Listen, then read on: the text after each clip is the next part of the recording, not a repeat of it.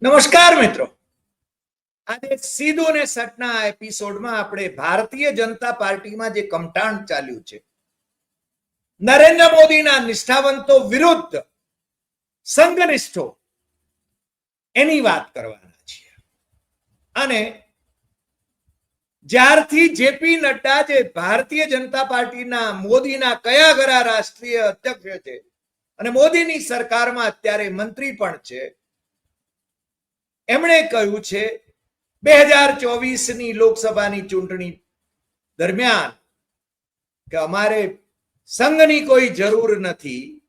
અને એમને ભાન પડી ગયું મોદી શાહને કે 400 કે પારના ડીંગ હાંકતા હતા એ 240માં ભારતીય જનતા પાર્ટી સીમિત થઈ ગઈ.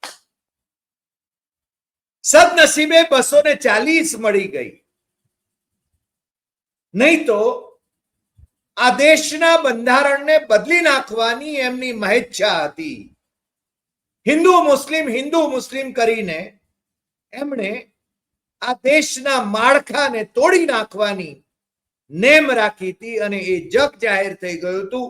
કારણ કે ભારતીય જનતા પાર્ટીના નેતાઓ, ભારતીય જનતા પાર્ટીના સાંસદો, ભારતીય જનતા પાર્ટીના સંસદ માટેના ઉમેદવારો એ ખુલ્લેઆમ કહી રહ્યા હતા કે અમને 400 કે પાર મળે એટલે અમે બંધારણ બદલી નાખીશું.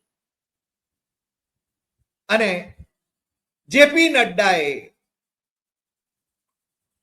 સર્વોચ્ચના ઈશારે સંઘની અમને કોઈ ગરજ નથી એવું નિવેદન કર્યું અને એમને ભાન પડી ગયું કે સંઘ વિના એમને બહુમતી પણ મળે એમ નથી. આમે સંઘે તો એના મુખપત્ર અથવા સંઘનિષ્ઠોના મુખપત્ર ઓર્ગેનાઇઝરના તંત્રી લેખમાં લખી દીધું હતું કે નરેન્દ્ર મોદીનો કરિશ્મા વિલાઈ રહ્યો છે અને હિન્દુત્વને નામે પણ હવે વોટ મળે એમ નથી. એટલે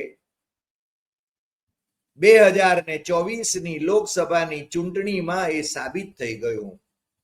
અને બબ્બે કાખ ગોળીઓથી, મુસ્લિમ સમર્થક પાર્ટીઓની કાખ ગોળીઓથી નરેન્દ્ર મોદી ત્રીજી વખત વડાપ્રધાન બન્યા. 56ની છાતી વિલાઈ ગઈ, પણ છતાં 56ની છાતીને તાણી તાણીને 90ની છાતી બતાવવાની કોશિશ એ કરતા રહ્યા અને વિદેશ પ્રવાસો કરતા રહ્યા.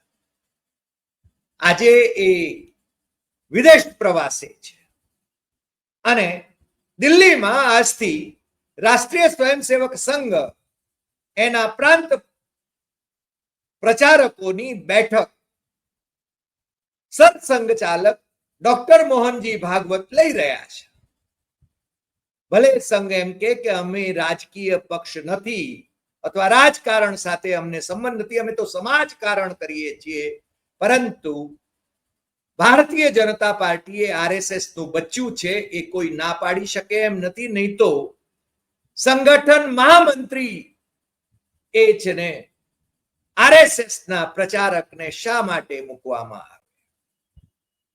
જોકે જ્યારથી નરેન્દ્ર મોદીએ સંઘની સાથે વંકાવાનું નક્કી કર્યું છે અને પોતે જ પોતાની મક્તેદારી સાબિત કરવાની કોશિશ કરી છે, ત્યારથી સંઘના સરસંઘ ચાલક એમણે નરેન્દ્ર મોદીને કમસે કમ 3 બૌદ્ધિકોમાં, નાગપુરમાં 2 વખત અને ઝારખંડમાં 1 વખત દેવતા થવા નીકળ્યા છે, ઘમંડ ચૂર ચૂર થઈ જશે, આવા સંકેતો એમના બૌદ્ધિકમાં આપીને નરેન્દ્ર મોદીને સુણાવ્યું પણ હતું.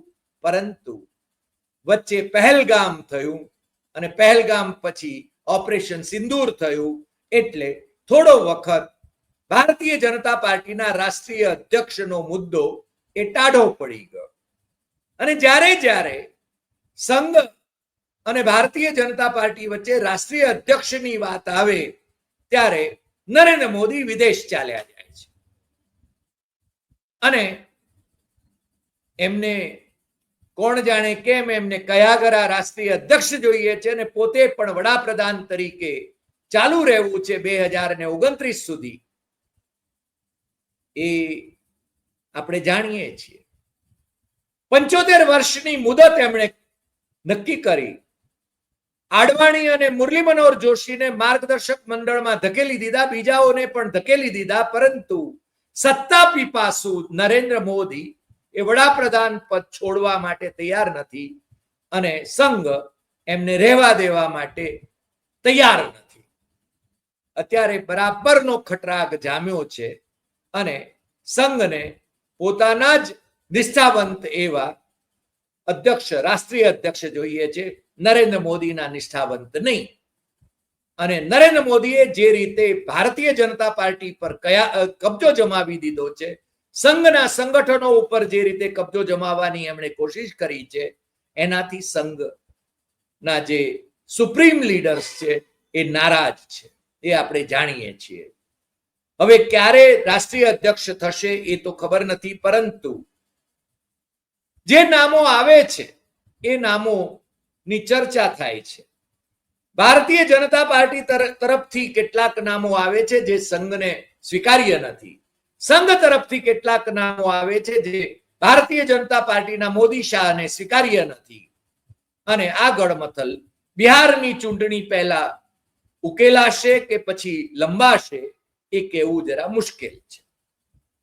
નરેન્દ્ર મોદી વિદેશ પ્રવાસેથી 10-11 જૂને જ્યારે પાછા આવે ત્યારે, જુલાઈએ પાછા આવે ત્યારે એ છે ને સંઘ અને ભારતીય જનતા પાર્ટી વચ્ચે રાષ્ટ્રીય અધ્યક્ષ અંગે કોઈ નિર્ણય લેવાય એવી ચર્ચા તો છે, પરંતુ એ ચર્ચા જ રહે એવી શક્યતા પણ નકારી શકાય નહીં.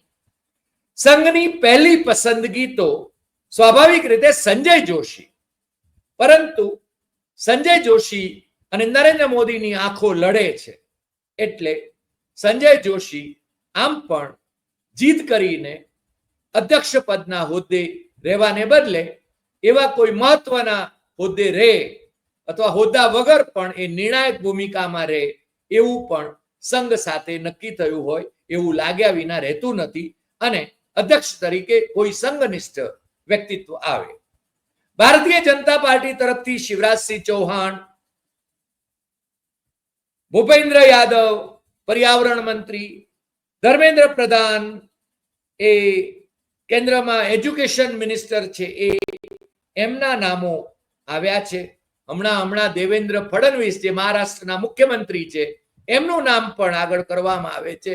વચ્ચે એ એમને વડાપ્રધાન પદ માટેના ઉમેદવાર તરીકે આગળ કરવામાં આવે છે કે વચ્ચે નીતિન ગડકરીનું નામ પણ વડાપ્રધાન તરીકે ચર્ચામાં હતું. પરંતુ જો કોઈ મહિલાને ભારતીય જનતા પાર્ટીના અધ્યક્ષ તરીકે મૂકવાના થાય તો સંઘને વસુંધરા રાજે વધારે અનુકૂળ આવે. પરંતુ આજકાલ 3 એવી મહિલાઓના નામ મોદી શાહના કેમ્પમાંથી વહેતા કરાયા છે અને તમને ખ્યાલ છે કે રાષ્ટ્રીય અધ્યક્ષથી માંડીને ગુજરાતના અધ્યક્ષ સુધીનો મામલો ગૂંચવાયેલો છે.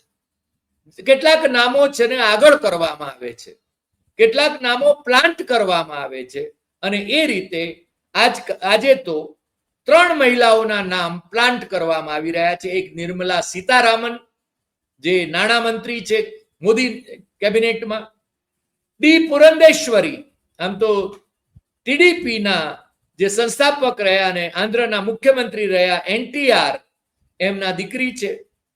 એ આમ તો કોંગ્રેસમાં ડોક્ટર મનમોહન સિંહની સરકારમાં શિક્ષણ રાજ્યમંત્રી હતા, HRD સ્ટેટ મિનિસ્ટર હતા અને પછી ભારતીય જનતા પાર્ટીના અત્યારે ત્યાંના આંધ્રના પ્રમુખ છે. અને ત્રીજું નામ વાસંતી શ્રીનિવાસનનું છે જે બીજેપી મહિલા મોરચાના રાષ્ટ્રીય અધ્યક્ષ રહ્યા અને 2021માં એમણે કમલ હસનને જે અભિનેતા છે એમને હરાવીને કોઈમ્બતુર પશ્ચિમની બેઠક કે કોઈમ્બતુરની બેઠક એ છે ને જીત્યા હતા. પરંતુ હવે કમલ હસન પણ DMKના સહયોગથી રાજ્યસભામાં ચૂંટાયા છે.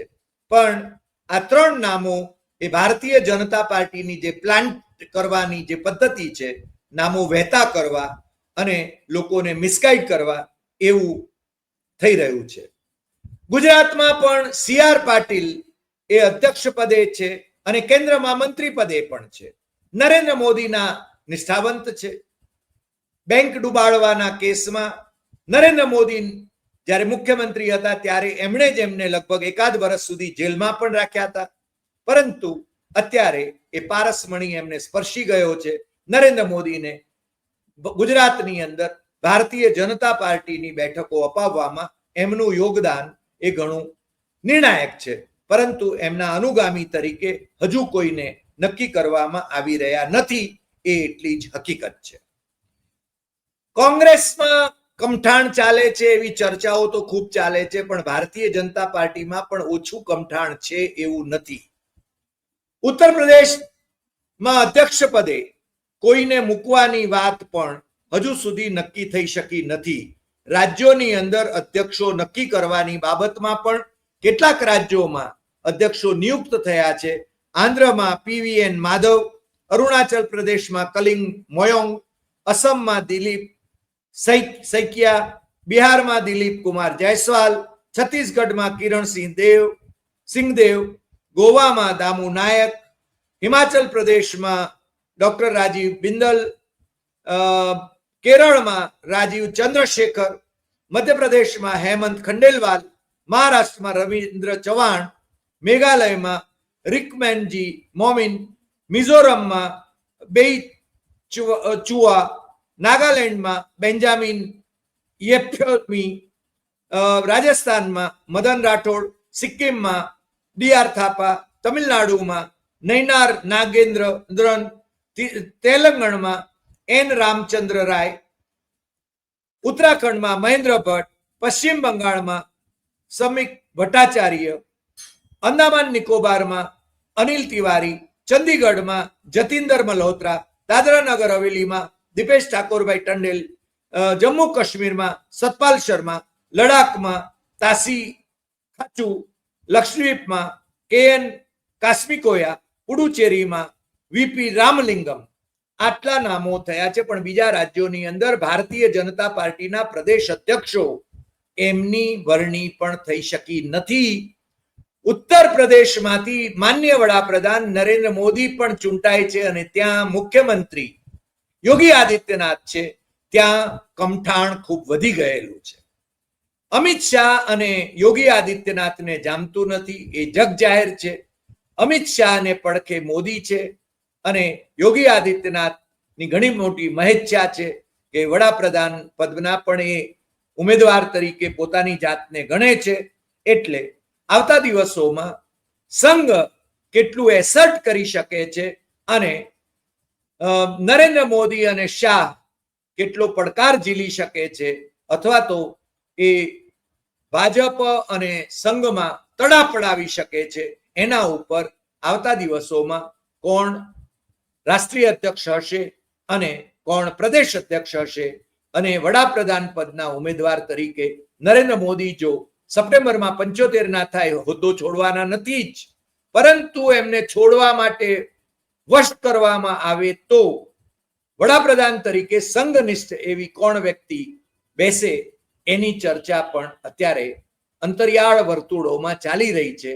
જો કે નરેન્દ્ર મોદી આ બધાની ગેમ ઊંધી વાળવા માટે જાણીતા છે, પણ સંઘને તોડી નાખીને એ ભારતીય જનતા પાર્ટી પર પોતાનું વર્ચસ્વ જમાવે અને સંઘ ઉપર પણ પોતાનું વર્ચસ્વ જમાવે એવી શક્યતાને નકારી શકાય નહીં. પરંતુ સંઘ આ વખતે એસર્ટ કરવા માટે તૈયાર છે. આજે આટલી વાત. ફરી મળીશું નવા એપિસોડમાં નવા વિષય સાથે. તમને જો આ એપિસોડ ગમ્યો હોય તો સૌથી વધુ શેર કરશો, લાઈક કરશો, કમેન્ટ કરશો અને આપણી YouTube channel doctor Hari Desai Satyam Evam Tathyam એ સબસ્ક્રાઇબ કરવા માટે મિત્રોને જરૂર જણાવશો. નમસ્કાર.